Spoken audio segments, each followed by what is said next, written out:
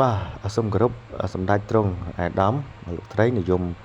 តាមដានបាទ GBNU បាទប្រិយមិត្តទូទស្សនិកជនបាទមានបរិសម្នាក់បាទគេល្បីថាបាទល្បីមែនទែនបរិសម្នាក់ហ្នឹងប្រិយមិត្តទូទស្សនិកជនបាទគឺគាត់ពូកែខាងបាទរកសត្វព្រៃបាទហើយគ្រាន់តែរកហ្នឹងគាត់យកទៅលេងវិញទេណាប្រិយមិត្តកុំយកច្រឡំថាគាត់រកសត្វព្រៃដើម្បីយកទៅហូបទេសោះហើយមានអ្នកភូមិក្បែរផ្ទះគាត់ហ្នឹងបាននិយាយថាចេះប្រិយមិត្តថាពស់វែកអីកំពុងបើកវែកហ្នឹងប្រិយមិត្តចូលដៃផ្ទះតាកំពេចគូតបាទចាប់ពស់នឹងតែម្ដងប្រិយមិត្តបាទហើយខ្ញុំជាអ្នកផ្សព្វផ្សាយនេះគឺបាទគាត់រន្ធត់ជំនួសគាត់ទេគឺគាត់ចាប់ស្ដែងតែម្ដងប្រិយមិត្តដូចតកួតនេះចឹង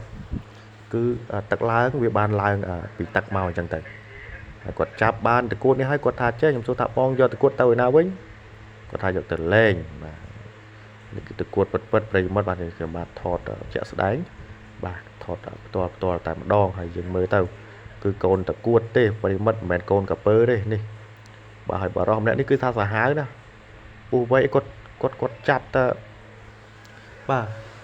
មានអ្នកក្បែរភូមិលបងផ្ទះហ្នឹងគាត់ថាបកាយណាបាទគាត់និយាយទៅក្រុមមកគ្រួសារគាត់តែហ្មងប្រិយមិត្តបាទហ៊ានណាចាប់សត្វអាស័យរពឹសចាប់អីហ្នឹងនេះតកួតនេះគឺមានជីវប្រវត្តិនៅក្នុងទឹកក្រោយទឹកស្រះហ្នឹងប្រិមិត្តមិនដឹងប៉ុណ្ណាទេអានេះកូនវាទេនេះតែកូននេះឥឡូវយើងតាមដានវីដេអូបន្តទៀតឥឡូវគាត់កំពុងតែចរចាបាទកំពុងតែយកមកបាទប្រឡែងក្នុងវត្តបាទប៉ុន្តែលោកថាលោកអត់ទទួលទេអាត្មាប្រឡែងដែរហ្នឹងបាទឥឡូវនេះគូយកទៅប្រឡែងនៅព្រៃណាឆ្ងាយទៅបាទនេះជាកូនតកួតទេវាឡើងពីទឹកមកហ្នឹងប្រិមិត្តតែទឹកឡើងវាឡើងមកដល់ឡើងមកបរោះម្នាក់ដែលគេហៅថាសាសនាមបរោះបាទគេហៅថាកុងសនំប្រិមិត្តពោះខំអណ្ដាតបំពេញ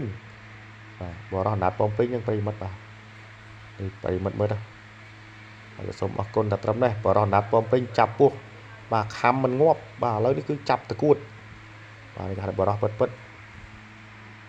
បាទសូមអរគុណណាបងប្រិមិត្តតាមដានបន្តទៅទៀតចុះវីដេអូយើងមិនចាក់ស្ដាយណាប្រិមិត្តរបស់យើង